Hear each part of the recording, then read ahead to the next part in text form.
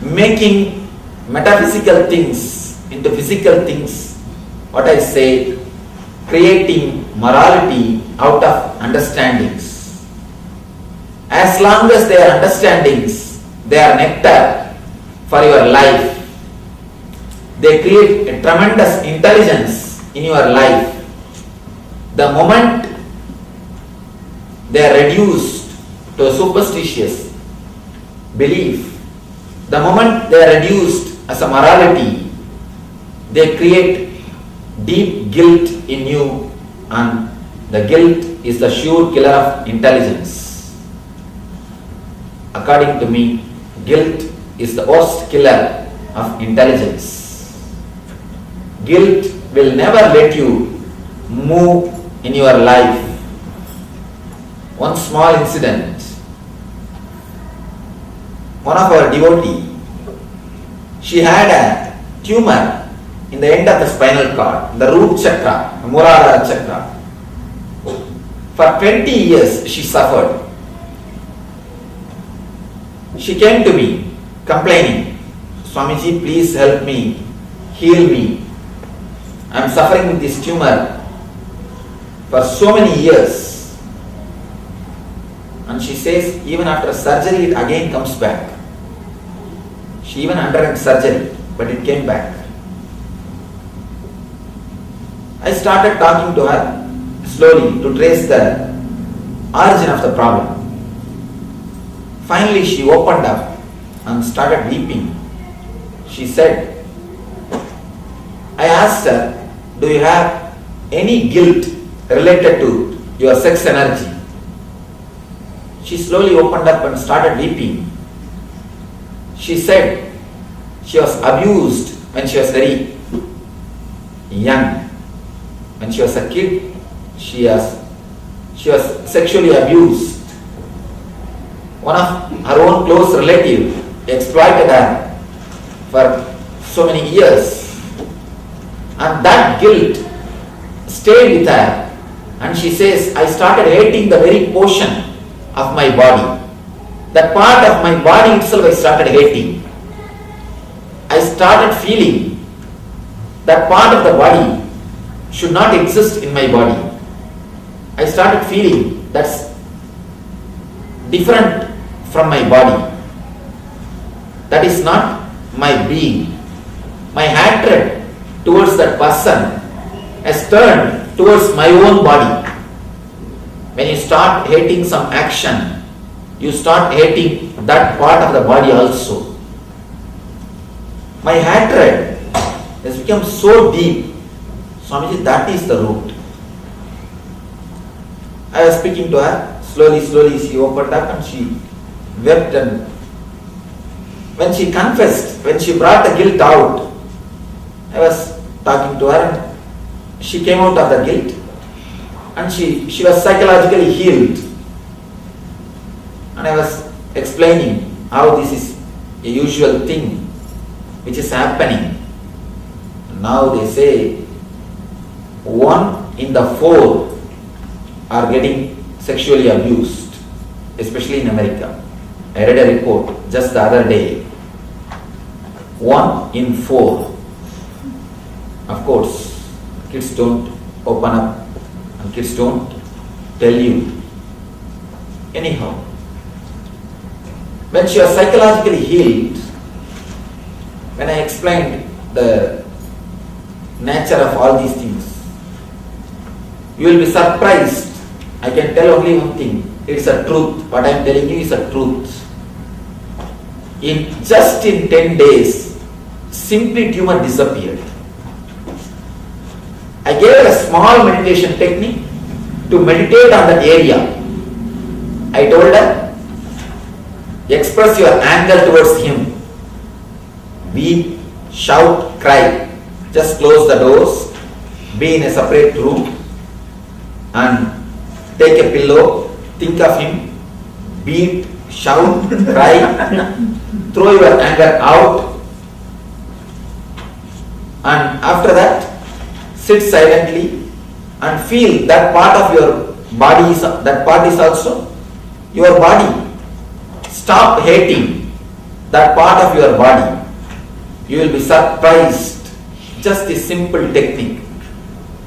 10 days, tumor disappeared, never came back. Never came back. I don't know, little difficult to understand, but truth. Same thing happens in our life psychologically. It is not that always we get the physical disturbance or physical ill health, but psychologically you get disturbed. Most of the time if you see, your energy gets blacked based on your guilt. You have psychological illness because of your guilt.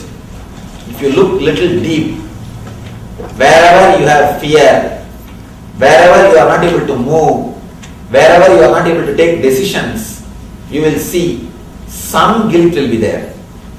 There are 3 kinds of guilt. Guilt created by the immediate family. That will be the first guilt. Your father, mother and your family. Second, guilt created by social laws. That's a second layer. Third, guilt created by yourself. These are the 3 major guilts which kills your intelligence.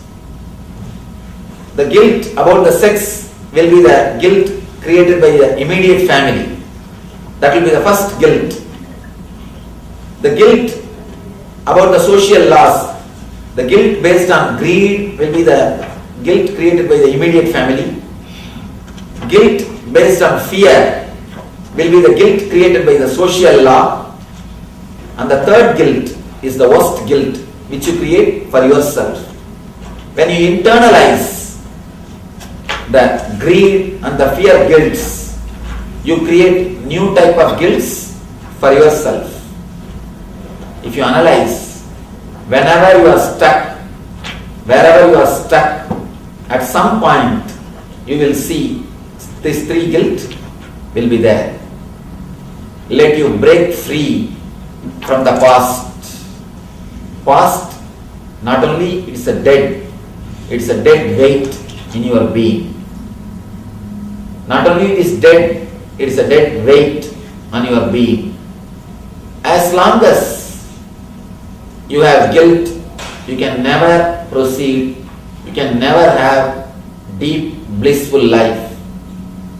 Be very clear, you can never be moral based on guilt. If you are based on guilt, all your morality is skin deep. It is time to be mature. You are not going to be immoral. Just if you understand that the rules are created for our own sake. Are you going to kill your next person? If somebody says you will not be punished, suddenly, for example, you come to know no punishment in this country for murders. Do you think you are going to kill the next person? If you are going to, then be very clear, you are just immature person. You are not grown up. If you are going to do that, you are not grown up. Then your life is not worth living. You are much worse than dead people. At least dead people don't disturb others, but living dead always disturb others. You are living dead, you are not even dead. People ask me. Throughout my life I stayed only in the graveyards in my wandering. I used to wander all over the India. 9 years I walked length and breadth of India. From Tapovan. Tapovan means Gomukh. From Gomukh Tapovan to Kanyakumari. And this side Ahmedabad to Ganga Sagar. Length and breadth of India I walked. I always stayed in the graveyards because I don't have to make my reservations. People ask me, Swamiji, are you not afraid? You have never been disturbed by Yantra. So, there is no others. Only living people disturb others. If you are based on guilt, if your morality is based on greed and fear, be very clear, you are not worth living on this planet Earth. You are alive dead. You are much worse than dead person, dead being. Let your morality be based on understanding.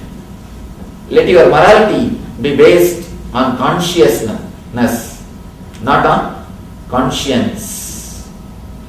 As long as you are based on do's and don'ts, you are just a child. These do's and don'ts are buffer between you and enlightenment.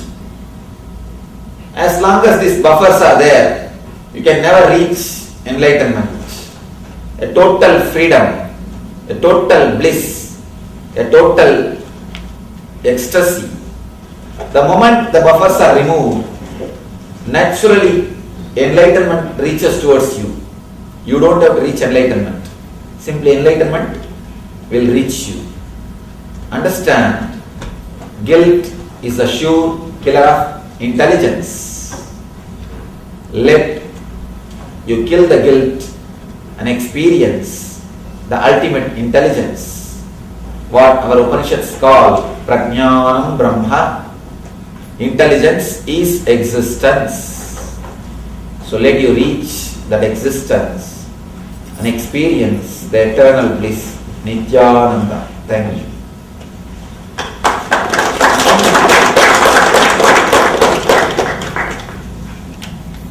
We will have a few minutes for your questions. I will try to answer your questions or question your answers. Yes. The people say that we have to do something only on the auspicious time. We should not do something or start anything or Rahu Kalam or Yamagandam. Is that true? Vivekananda, when he started towards America, when he entered into the ship in India, it was Rahu Kalam. Somebody asked him, what is this Swamiji, you are starting in Rahu Kalam? He just laughed and said, fool, the energy which moves the Rahu is moving this body. The energy which moves the Rahu, the same energy is only moving this body. Where is the conflict? As long as you feel you are an island, there is a conflict. You are not island as you think. You are totally connected to the whole existence. If Rajkalam is the time in which you are not supposed to do anything, means existence should have designed in such a way. In Rajkalam, the whole thing will stand still. It is not designed. It is not happening. Then why should you bother? It is just societal. Don't worry about it.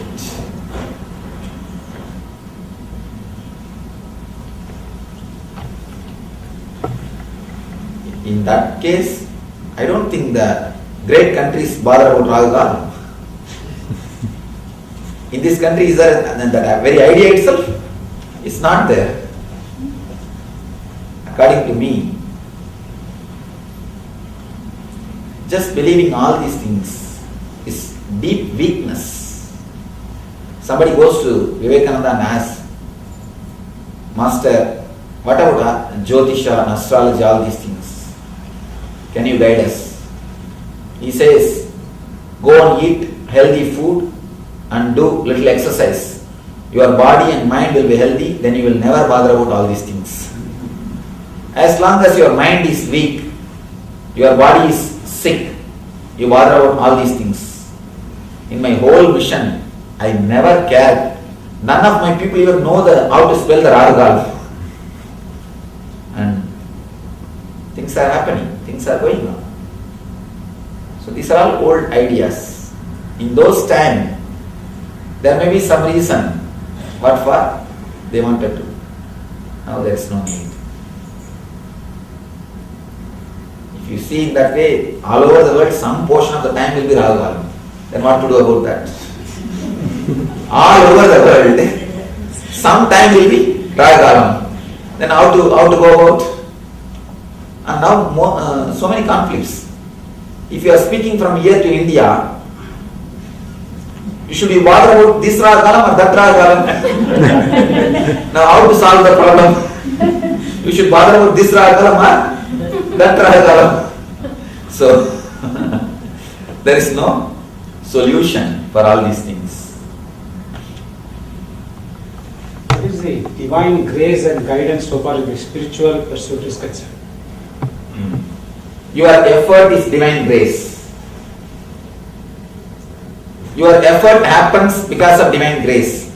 If the divine grace happens, you will have inspiration to put effort.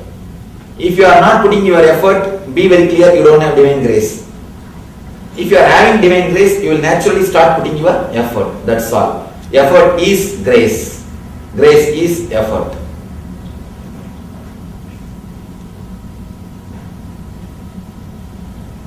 So you explained that it's not mandatory for someone to actually go through an extensive period of tapas and search and things like that for enlightenment or anything in the state. How is that possible for one in a practical manner? What I spoke itself is practical manner. See, understand, when I say you should do tapasya, you say it is impractical. When I say there is no need to do tapasya, again you say, please explain in a very practical manner. Understand, the very understanding can lead you to express enlightenment. The very understanding, a right listening and right understanding can make you express your innate nature. According to me, enlightenment means being in the eternal bliss. Your bliss can never be disturbed by anything which is happening in the outer world. Outer world will never enter into your inner world. That is what I call enlightenment. Simply understand, your outer world is just outer world. Your inner world is just inner world. Whatever you may do it in the outer world, it is just housekeeping in the dreams.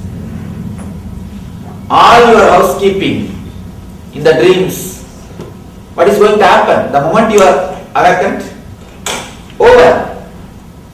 Little deep understanding, nothing else. Now you have next few more questions. Then how to run the practical life, Swamiji. When I say housekeeping in the dreams, I don't mean don't do the housekeeping in the dreams. Do it, but understand. Do it, but understand, so that you will not be perturbed. You will not be disturbed too much by the housekeeping. A simple understanding, your whole life is nothing but housekeeping in the dreams. And continue to do the same housekeeping with this clear understanding is more than enough to express your enlightenment. You don't need to work to suppress your greed or to suppress your fear or to suppress anything. You just work only in this one line, only this one idea, let it sink totally inside you. Your whole life is just housekeeping in the dreams. But I am doing it because I am enjoying it. Over. I am doing my housekeeping in the dreams because I am enjoying. You played with toys, but when you became 10, you throw away all the toys. Just because you throw away all the toys, are you not giving the toys to kids? Do you say, no, I also was playing, I threw it away, don't play? No, you don't say that. You say, let him play as long as he becomes mature. The moment you accept, understand, let me play this housekeeping in the dreams till I understand, the very acceptance will lead you to enlightenment. If you can't accept, then at least accept that you are not able to accept. Accepting that I am not able to accept is more than enough. Just you will drop from this rut of past and the future. You see, you are pulled towards the past or towards the future because you don't understand and accept what is. Just the other day, one of my close inner circle devotee, he was asking me, Swamiji, how is it possible? You are so casual, so innocent, so much playful, but any word which you utter simply comes true. How is it possible? How can so much of intelligence, intuition happen continuously? He is my inner circle. So he knows how I play, how I joke. Just before coming to the class, I was playing chess with a host daughter. Just before coming to the class, I was playing chess with her. I have not finished. I told her, let me come back and play. This guy, he asked me, how you can be so playful, so joyful, and your words are coming so clearly to reality. Only one thing you need to understand, you are not able to experience that intuition or the intelligence because you never fall in the present moment. You are pulled by the past or by the future. Either you work and worry about the past, or you work or worry about the future. Something or other is continuously going on. The time is like a shaft. Visualize this one thing and understand. Time is like a shaft. You are pulled either towards this side of the shaft or this side of the shaft. But eternity penetrates the time in present moment. You can penetrate the time shaft only in the present moment. You never feel relaxed. A deep craving, either to achieve something in the outer world or to achieve something in the inner world. The craving to achieve something in the inner world also is craving about the future. The moment you start craving about the enlightenment, you are just trying to bother about the future. So naturally, you are pulled or pushed. You never fall in the eternity. You never fall in the present moment. The eternity penetrates the time shaft only in the present moment. When you fall, first thing, accept the whole thing of the outer world. Accept the whole thing of the inner world. Whatever problems you have in the outer world and whatever problems you have in the inner world, accept the whole thing. As long as you don't accept, it is a problem. The moment you accept, just try it as a small experiment. Not too much. Yesterday I was giving a small experiment. Just try it. Totally let you be relaxed. Just for 3 days. Not more than that. Just for 3 days. Inside your inner world or the outer world. 3 days if you live a satisfied life, do you think all your properties will be gone? You will lose all your wealth? Surely not. In 3 days you are not going to lose anything. Why don't you give a small trial? Just 3 days, sincerely, utterly 100%. Drop. Accept. If you are not able to accept 100%, accept that I am not able to accept 100%. Even the acceptance that I am not able to accept myself in the inner world and the outer world will make you drop from that rut. From the rut of being pulled or pushed between the past and the future. The moment you understand, I am not able to accept my reality, what can be done? Even the very push and pull will become your reality. Even the very push and pull will become your reality. Anything, if you are accepting, you will simply fall into the present moment. The moment you fall into the present moment, the time shaft will become simply a servant for you. As long as you are below the time shaft will rule you. You will be pulled or pushed by the time shaft. The moment your consciousness is raised to the present moment, or the moment you fall in the present moment, you will see you are penetrating the time shaft. When you penetrate the time shaft, The future is also clearly known to you. Past is also clearly known to you. A tremendous realization comes to you. The time shaft itself is nothing but your own projection. A simple understanding. If you are with somebody whom you love and like, you will not know how time has flied. Oh, 5 hours gone. I do not even know. If you are with somebody who is continuously boring you and torturing you, every 10 minutes you see that watch, and time you feel like you are in eternity. That is why Christianity refers hell as eternity. All hell is eternity, all eternity is hell. You feel it is eternity because you don't feel time is moving. Why hell is called eternal hell? It is not physical, it is not chronological, it is psychological.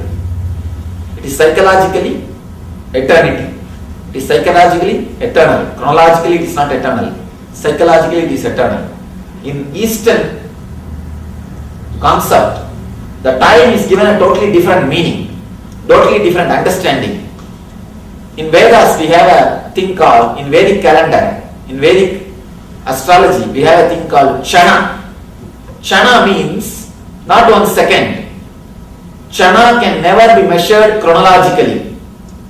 Chana means gap between one thought and the other thought. One Chana can be different from you, different from him. One Chana can be different for you, different for him. For somebody it will be different. One Chana is not the same for everyone according to Vedic calendar. In Western calendar, it is chronological. 1 second means it is same for everyone. But in the Eastern calendar, one Chana is not same for everyone. It differs from personality to personality. That is why we say, Devatas, for them, 1 year for human being is 1 day for Devatas. Means the gap between one thought and the other thought is too much. The people who have mastered their mind, people who have fallen into the present moment, if you fall in the present moment, the gap between one thought and the other thought will be too much. So you already started penetrating the eternity. The man who penetrates the eternity is only called as Devatas. For him, 1 hour, 1 year is 1 day for him. The more the gap between one thought and the other thought, more you will be blissful. That is why if you are in blissful, the gap between one thought and the other thought is more. You don't feel the time is passing. You don't feel the time is flying. So it is more your mind. So if you can fall into the present moment, relaxing, the headaches related to outer world, the headaches related to inner world, just for 3 days, try it as an experiment. In the 3 days you will have a glimpse. What is life? What it means to live in the present moment? Was such ecstasy, such different space, such different life. 3 days, don't try to alter anybody in the outer, anything in the outer. Don't try to alter your personality, inner personality, anything inside. Don't try to become less angry. Don't try to become less sexual. Don't try to become less fearful. Don't try anything. Only one thing, accept. Just for 3 days. You live based on your philosophy for last 30 years. Give me just 3 days, a trial. You will see when you experiment with these great techniques, how they work miracles in your being, how they start working alchemy in your being. A sincere 3 days trial. If you are not able to sincere, accept that you are not even able to be sincere. Even that sincerity is enough. You will start seeing a different space happening in you. That different space is what I call eternity, Nitya. Let you experience that Nitya, Nityananda. Thank you.